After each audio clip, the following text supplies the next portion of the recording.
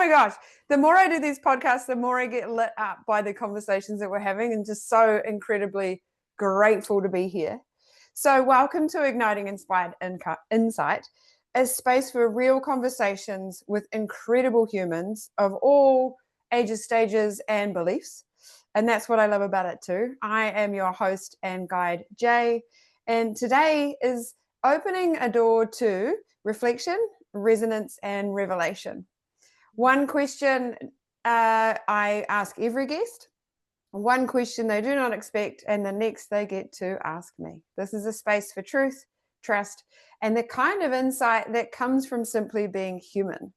So let's get into it. I am so excited to introduce a beautiful mentor and friend, and someone who I met back in Bali at a CEO retreat. And I just absolutely am so incredibly inspired by her work and her integrity and how she leads her life. So the opportunity to have her here is just so good. So good. And I cannot wait and do not know where this conversation is going to go. So bring it. So I'm so excited to introduce Nerida and to hand over to you. Yay, welcome. Thank you. Who are you as you arrive here today? Good. I mean, great question. Great question. Different to who I was yesterday and who I'll be tomorrow, I am sure. So kind of the usual, like what I do, how I'm related to other people boxes. I'm a mum. I have got 6 children collectively in a blended family. They are all more towards the grown-up stage now, though. So the youngest is actually 13, the oldest is 26.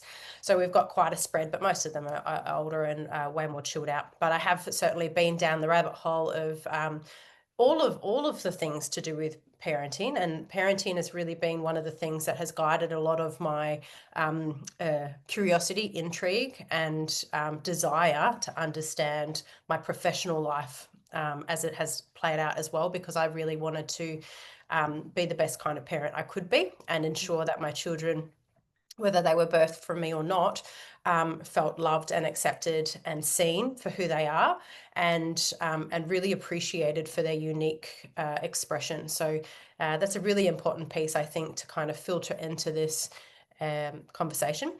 Who I am professionally, I'm the founder of a philosophy called Life as Medicine, and I now use that philosophy to teach people how to come into internal partnership with self as the foundation of a relationship with self that is not only loving but nurturing, expansive, and solid in its grounding. And then from that point, we can actually utilize the reflection points that life inevitably offers in order for us to grow, expand, heal, and evolve. So, that's some work that we've been through, obviously, together. And I have just recently launched my coach certification program in regards to that philosophy. And I've just signed into a publishing deal to release my book, which is called Life as Medicine as well. So excited. So good. That's news to me. I'm excited to hear that. Yeah, it literally happened in the last 24, 48 hours. So. Yes. First heard here. I'm on it. Yeah, that's right. Yeah. You heard it first here. Yes. Yep. So good. Yeah. Congratulations. That's beautiful. And yes, I have received your work. So I know how much of an impact that's going to have, and that level of impact is expanding, is just going to be a next level support for the world. Absolutely. Well, and I think it's really important. So for a couple of reasons. One is because I feel like the personal development industry really needs a bit of a shake-up. Oh, yeah, it does. Yeah, a reminding of the reality that you have the power to change. You don't need to rely on some mentor or guru or transformative process in order to transform. Your life actually offers you that opportunity every single day. So bringing the focus back into integration rather than new levels of awareness. It's like, new levels of awareness are great, but have you actually integrated the shit that you already know? That's important questions to be able to answer authentically. And the other piece as well is that I think we've handed our power not just over in regards to our personal development, but in regards to the optimization of self. So, you know, I've used this methodology to get myself from financial hardship, what we would classify in Australia as poverty, you know, the Western version of it, to be fair. But moving from that space into financial abundance, I've gone from chronic, incurable health conditions to being vital and free and overcome those, cured those conditions. You know, I've moved from really highly toxic relationship into a beautiful partnership.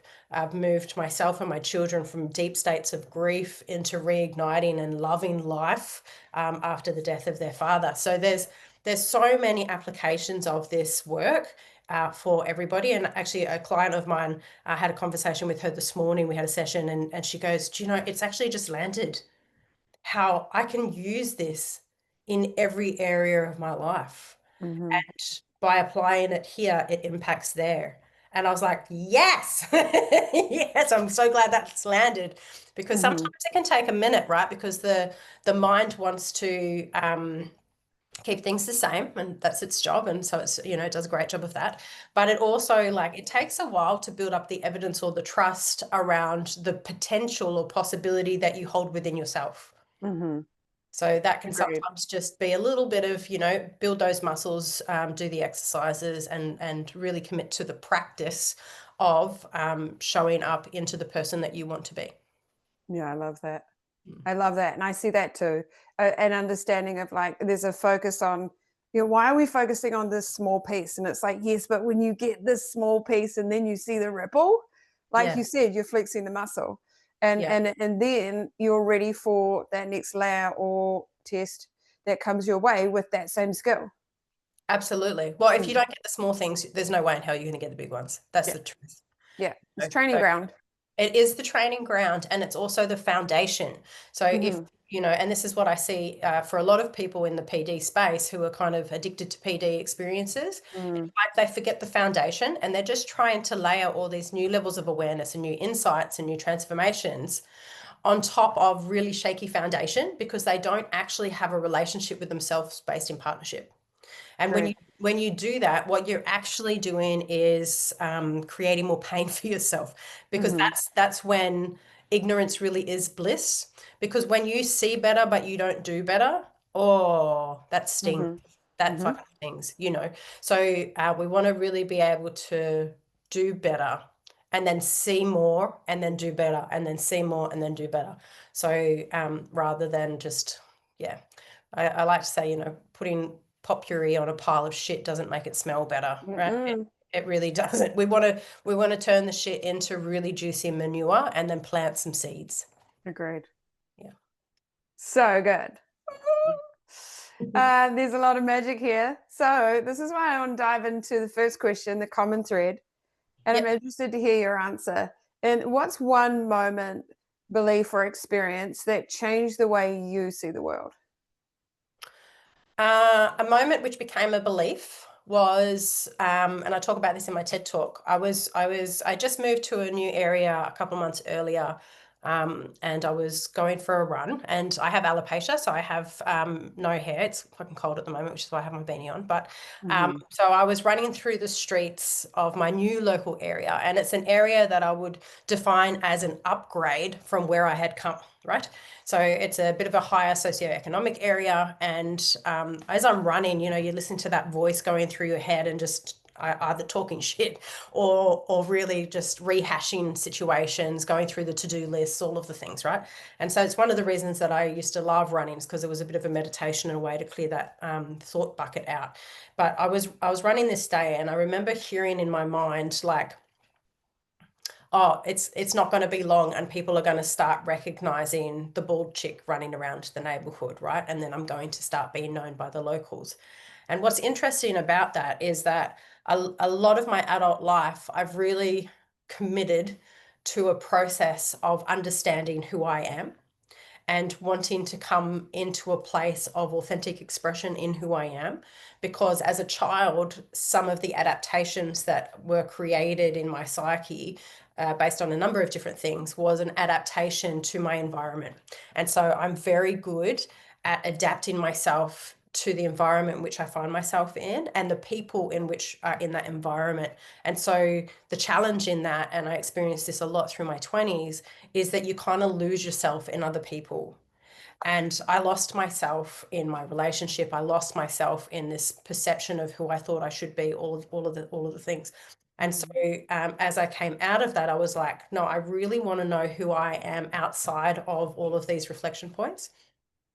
And so when I had that thought, the next thought that actually dropped in, because I want to know who I am, the next thought that dropped in was, in order to be fully seen, you need to be willing to be completely invisible.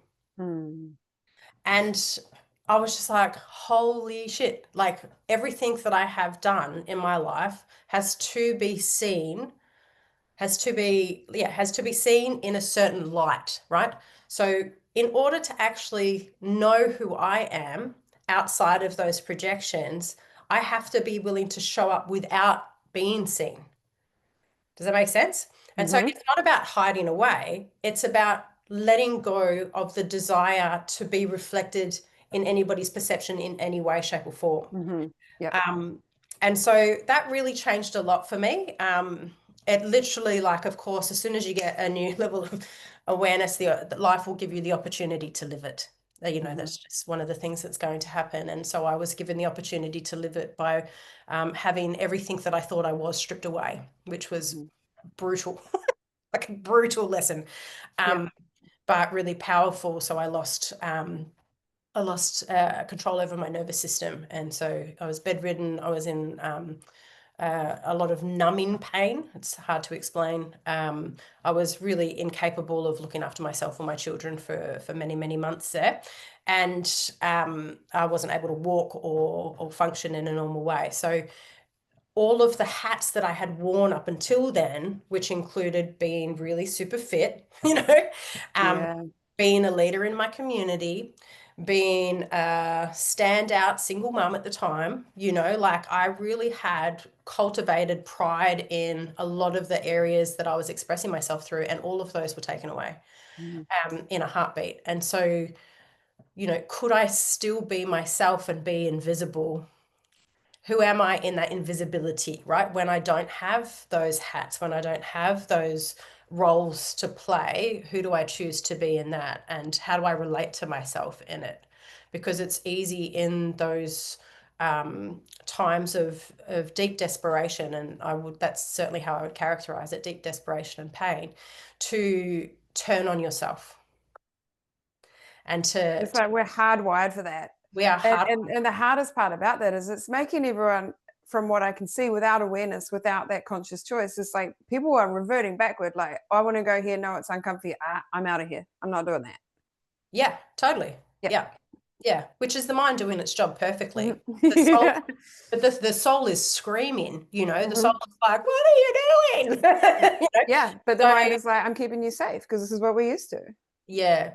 So that really changed a lot for me because through the process of my own healing journey, I was able to consciously choose to follow my own intuition. It doesn't matter what other people think. And also there was an element of, I used to hold the belief that if I wasn't consistent, I was failing. So like if I didn't show up to my practice every single day, then I didn't have a practice, right? If you're not doing whatever it is that is your definition of success, if you're not doing it every single day, then you're not doing it good enough, like all of these stories. Not doing it good enough, therefore not good enough.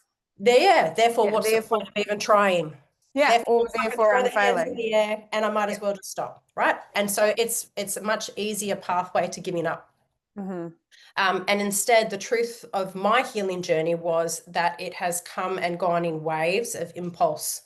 And so there have been times where I felt really drawn to doing certain things, and then times I felt repulsed for them, and then times being drawn to other things and then repulsion from them. And like moving with this ebb and flow of my own inner guidance wouldn't have been available if I was trying to be seen in a certain way by other people, because in the past I would have seen how I have actually healed myself as a failure. Even though that has been the very pathway to my own healing. So it's it's interesting. Like literally the last month, I felt a repulsion from any of the supplements that I've been taking. And so Yep. I've just allowed for myself not to take those, just increase my water, really tap into my body, into my system. What do I need right now? Yeah, no, it really just doesn't feel right now. Mm-hmm. And I'm actually starting to come back there now. Like I can feel that impulse coming back. But that's such a powerful natural intuition to be in that listening and to receive that is not something wrong. It doesn't mean the supplements were bad. It just means the body's asking for that For a break. pause. Yep. Yeah. Yeah. Mm. Transplant that into any area of life. Yes. Sometimes we need a break from the push. Yes. Sometimes the healing thing is actually to let go of the hustle and to allow yourself to rest or receive. To And so, subtract.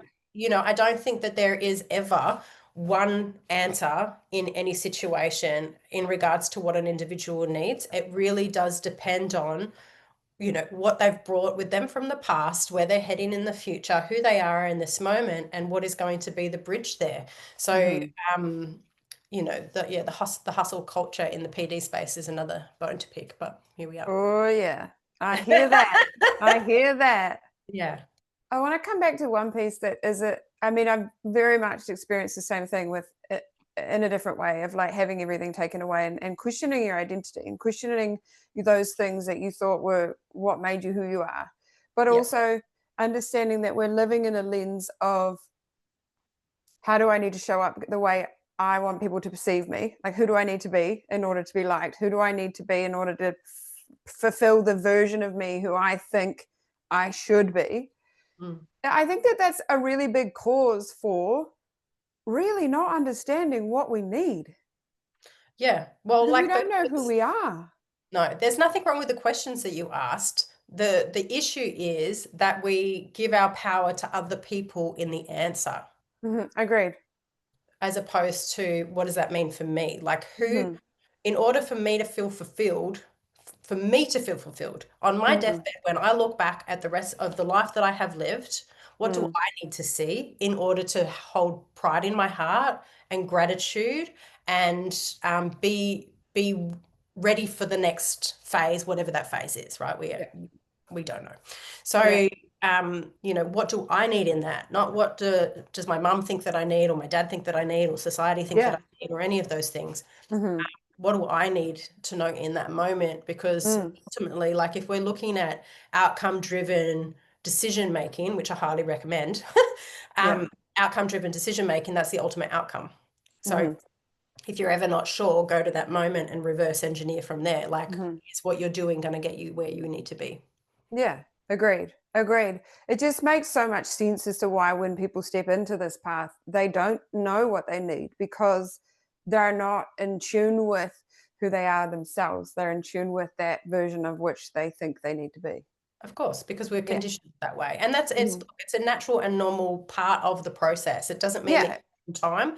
You're exactly on time, right? Exactly. It's a beautiful understanding to have as you arrive there. Yeah, exactly. So it's just a recognition of, okay, this is where I'm at. Okay, so the next step then, inevitably, if this is where I find myself, the next step is answer that question, right? You don't need to do anything else. Nothing else needs to happen except answer that question. And then from there, you will then be provided the next step, right? Because life will guide you through challenge or drawing your awareness to something, and it will really highlight, okay, you need to look at this area now. Great. Now that you know what it is that you want and who it is that you want to be, in order to get there, this is the next piece that you need to clean up. So just clean that up and then follow the bouncing ball, right? Flexing the muscle. Yeah. And life will take you where you need to be. Oh, so powerful. Thank you for sharing that. It's amazing. Oh, I love this part. So now we're in the moment, which means that Nerida doesn't know the question I'm about to ask her. And this question, I was like, I nearly leapt off my chair when I thought about asking you this, because I know it's going to be, woo. So hold on to your hats, people. But the question I have for you is, what's a truth you live by, even if others don't understand it? Oh, interesting question. What's the truth that I live by, even if others don't understand it? Life is a miracle. I love life. I think life is such a gift and a blessing. And within every single moment, we have an opportunity to know ourselves more. And I believe that is the purpose of living life, is to just know who you are, experience life through the lens of Nerida, right? If you look at it from the quantum realm, you know, we could say that we are all pieces of consciousness connected in this beautiful sea of consciousness to the oneness that is everything. And therefore, within the expression of the consciousness that is me, all I need to do is fill the experience of that, you know, like find my edges in that and really get to simply fulfill and experience who I am. Like, I just think that life is amazing. And I've been quite, and this is going to sound really weird, I've been quite lucky in the sense that I thought I was going to die when I was really young. And then I have lost people from a young age. And so I'm very intimately aware of my own mortality. And I think that that really has allowed me to, even in, and especially in the hard moments, celebrate life. Because the hard moments are just as fundamental into our experience of self as the joyous moments. And you know you're alive when your heart is fucking breaking. you know you're alive when every part of you is screaming for something different, like just as much as you know you're alive when every part of you is expanding and joyous. And I think it's interesting how much pushback I get on that.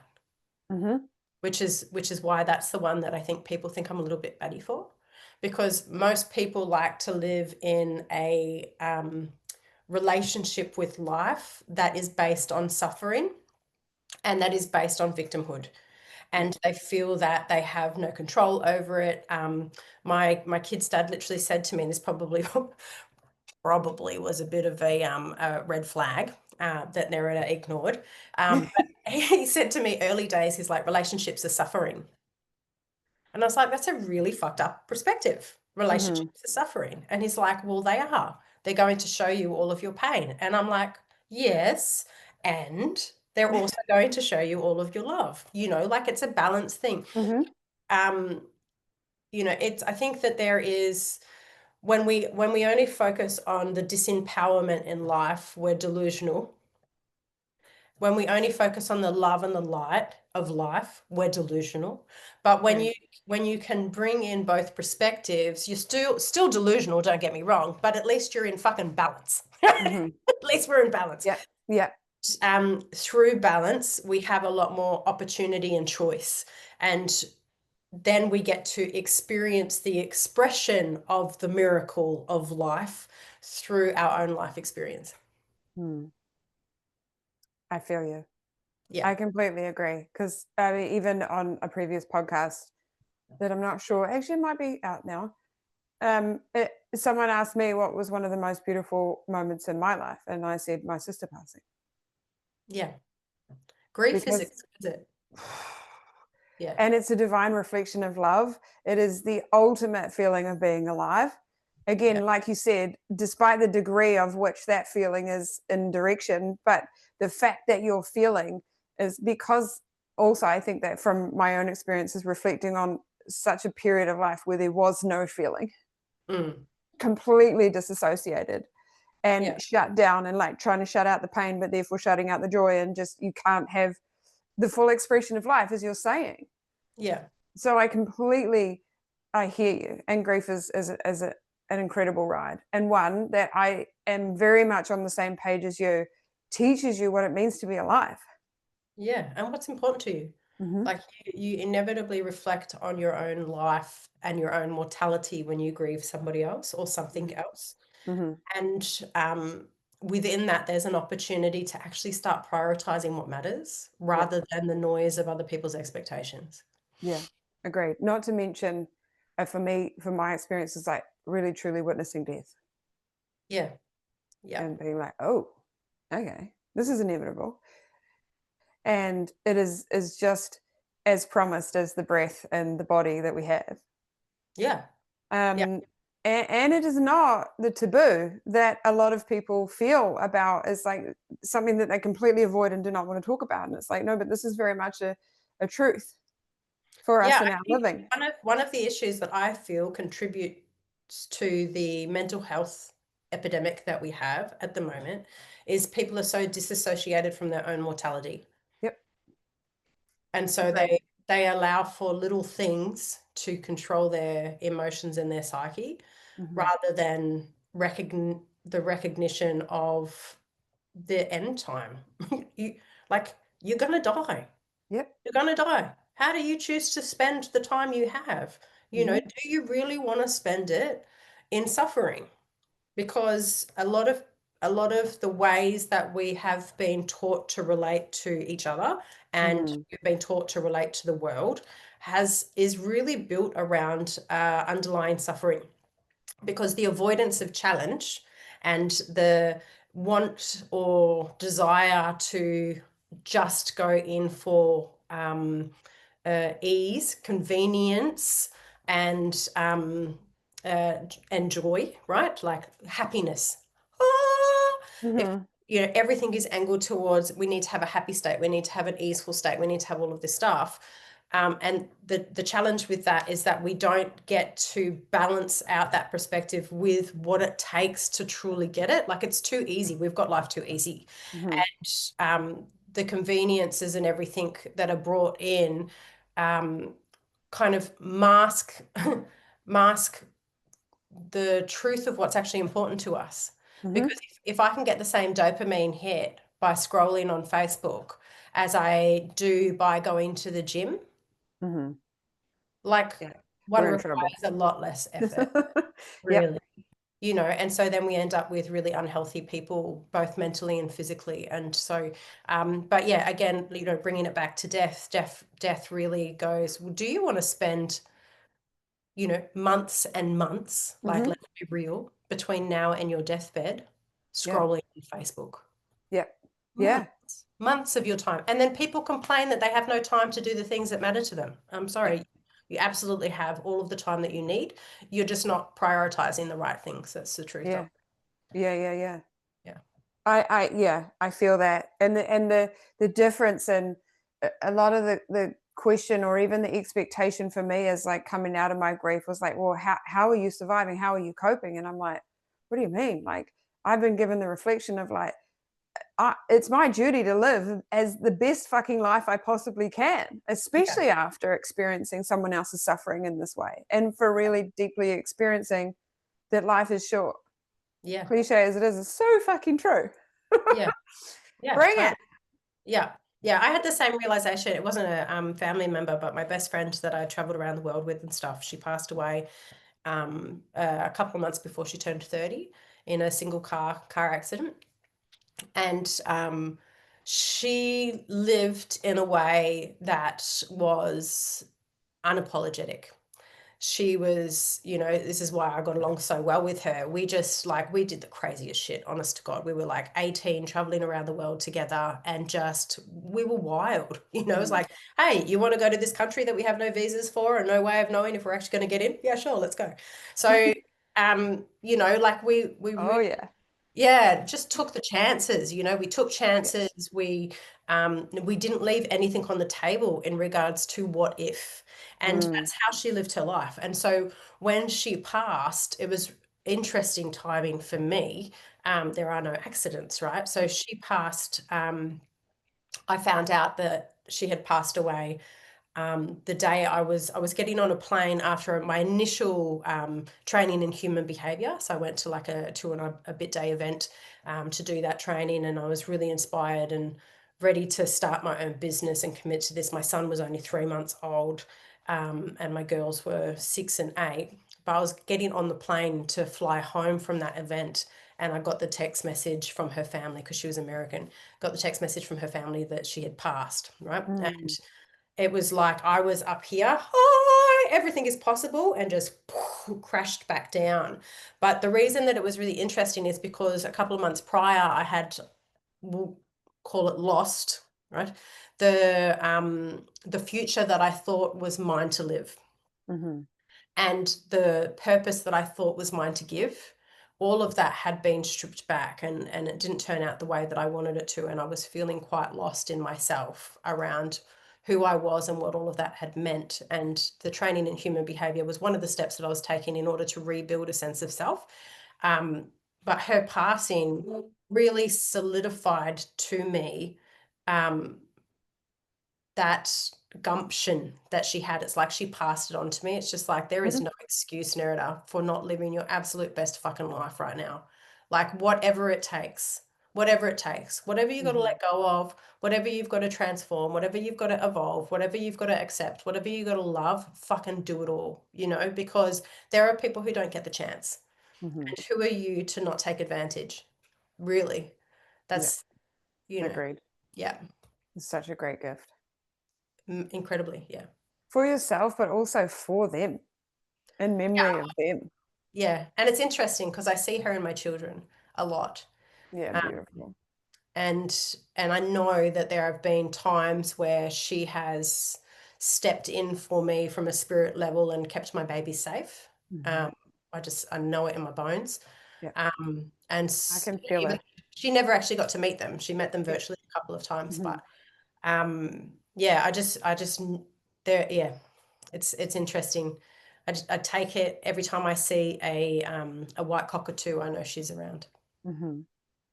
She's a very strong presence. She as soon as you started talking about her, it's like, woo, tingles. Yeah. Here we go. Girls got some energy. Happy days for you. Yeah, like I say, we were wild. And deeply I want connected. to find someone who has been quite so adventurous as she has been. Yeah. She's pushing you from the other direction. Oh, yeah, definitely. Oh, so good. Wow, thank you. And here we get to arrive. I'm a little bit scared with you, actually. Arrive at the third question, which is reflecting light, which means that Nerida is about to ask me a question. Yeah. So I'm handing it over to you, my love. Perfect. In the development of the partnership that you have with yourself, what do you feel like was the hardest piece of allowing for that love to come in? The hardest piece. You overcome it, and how did you overcome it? The hardest piece was acknowledging the age and stage where I decided what I'd been through was a shame that I needed to carry. And that meant that I was, it led to a few things, but the tendril or the root of it was like, I don't belong, and I don't deserve to be in that joy. I don't deserve to be safe in my body. I don't enjoy to have that pleasure and that play. And that came back from like a point in my childhood where I believed that what had happened to me was my fault, and therefore I carried the shame in that. So that was that was one of the biggest pieces that I needed to unravel in order to start to treat myself in a better way. And to also to start to really hear the insecurities and the berating and the self-deprecation that was coming through. They were rooted to that shame. But then became beliefs that I thought were true, and massive hurdles that, well, not even hurdles, because that makes it sound like I got over it. Like they were roadblocks. Like I could not get through because of what I decided right back then, and then all of the insecurities and beliefs that were shaped from that. I'm doing a little roadmap with my hands. I'm not sure, but because I also, like, when you pull it back, then you start to see there are a lot of tendrils that go into your life, whether that's the relationship with your body, or whether it's the way your hormones are behaving, or the relationships that you have with other people, or how you feel you can show up in the world. Yeah. There's so many tendrils, but it came back to that.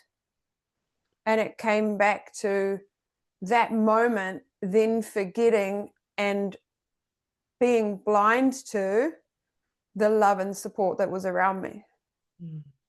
And because I had that level of shame and that not deserving, not belonging, I can now look back and see that there was a lot of love and support around me to varying degrees, but I couldn't receive it and I couldn't see it and I wouldn't let it in. Yeah.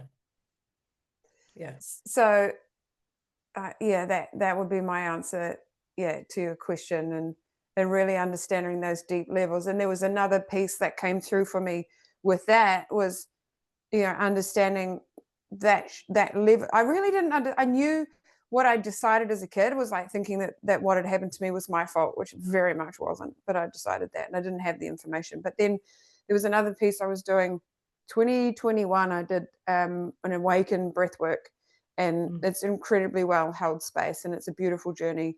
And I went really deep into shame and into that. And what I realized is that I'd carried that into all of my intimate relationships. Inevitably. So yeah, absolutely. But so when I realized that every interaction I'd had was layered with like embarrassment and shame, it made complete sense as to why the connection didn't get anywhere. Yeah. And I didn't take it seriously. And while equally trying to completely disassociate from my body because it was not safe. The person was safe. I wasn't with unsafe people, but that younger version of me did not feel safe in that intimate space. But I, on another level, wanted to be there, and it was a clusterfuck. Yeah. Releasing that was a game changer for me. Beautiful. Because then I could really start to understand the level of support that I needed to come back into alignment with being alive and loving the life. I think shame is such a big piece that is misunderstood in regards to the implications.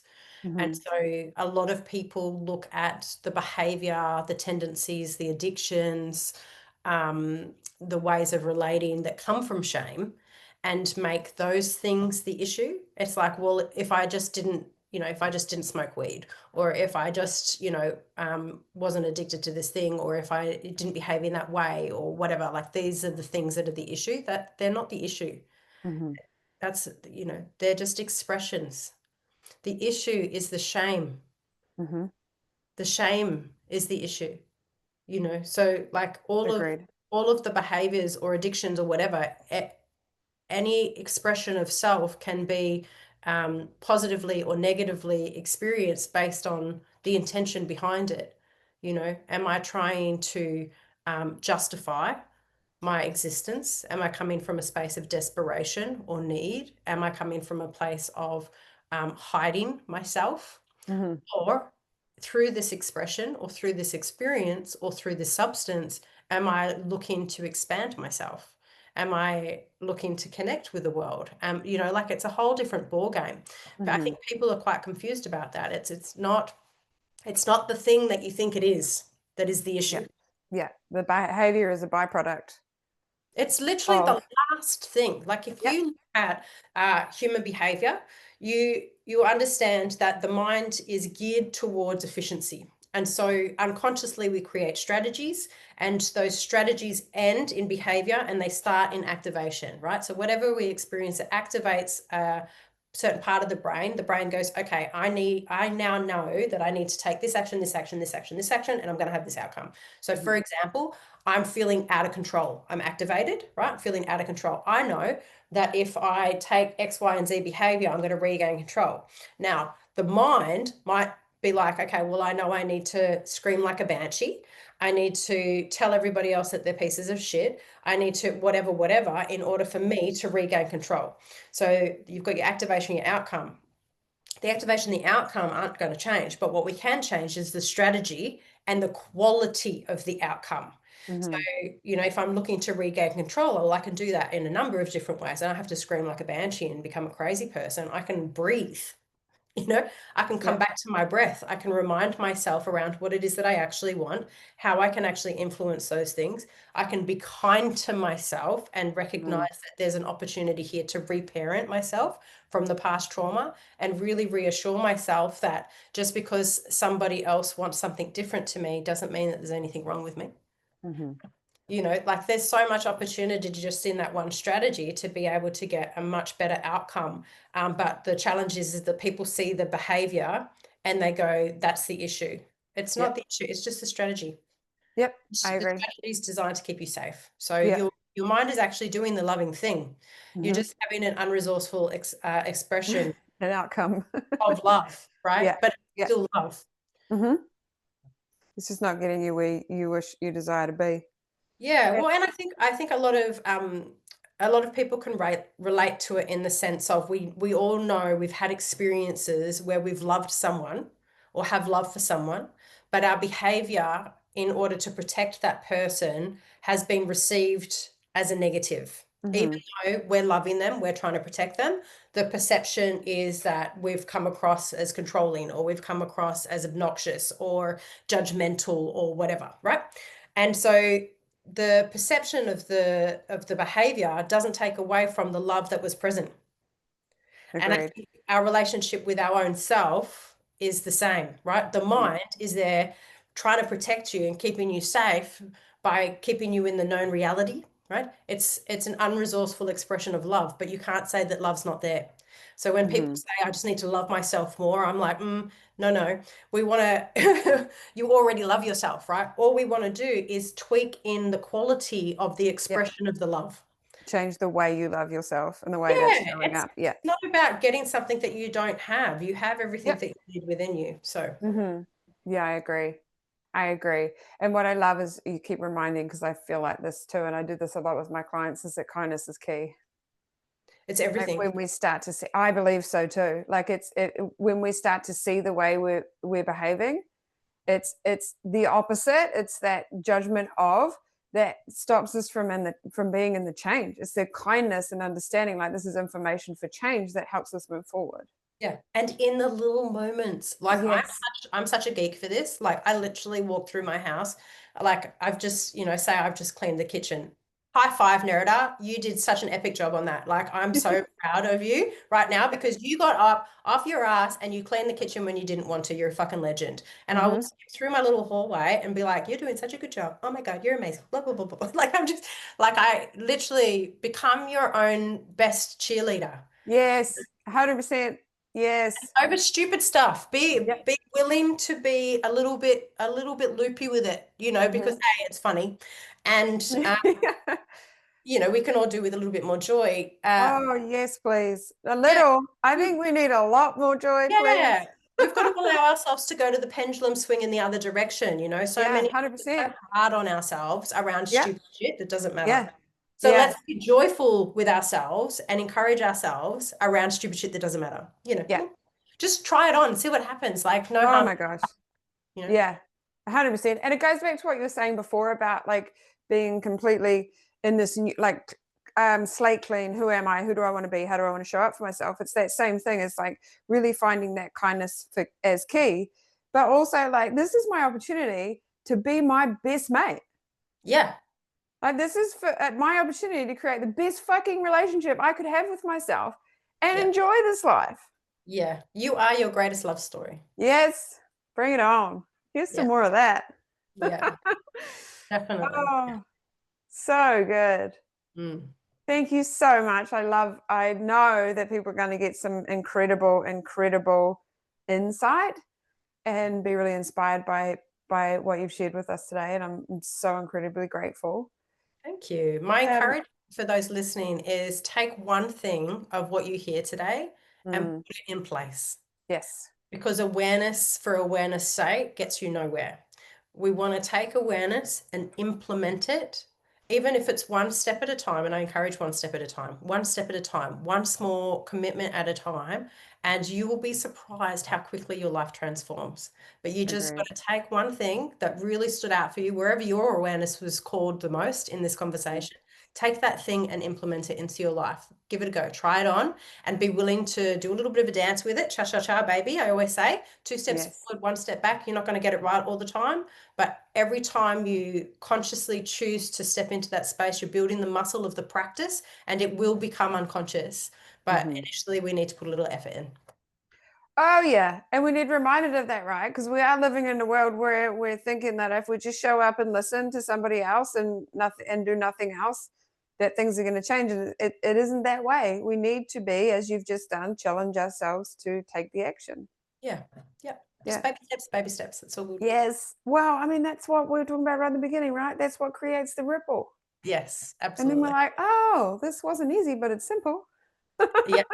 Yeah, So, absolutely. If you want to know truth, find the simplicity in it. exactly. Exactly. So just before we finish up, how do people find you? So you can jump on my website, neridamills.com. I'm on Instagram under Nerida Mills, and you'll also find me on Facebook. My business page is neridamills.au on Facebook. So pretty consistent across the board there. And I'm also, if you're wanting to know more about the coaching side of things and the living life as medicine philosophy, obviously you'll find it on my Nerida Mills stuff, but you'll also find it under lifeasmedicine.com.au. Beautiful. I'll put all those links in the show notes too. Thanks. Yay. Oh my gosh. Thank you. You're An welcome. absolute honor to have you here in this space. And to those of you that have been listening to us today, take a breath. Let what you heard settle in. These insights aren't just stories, they're invitations. So until next time, may you walk with awareness, speak with truth, and live, as we've spoken about, in what lights you up. Yes, ma'am. Thank you. Bye.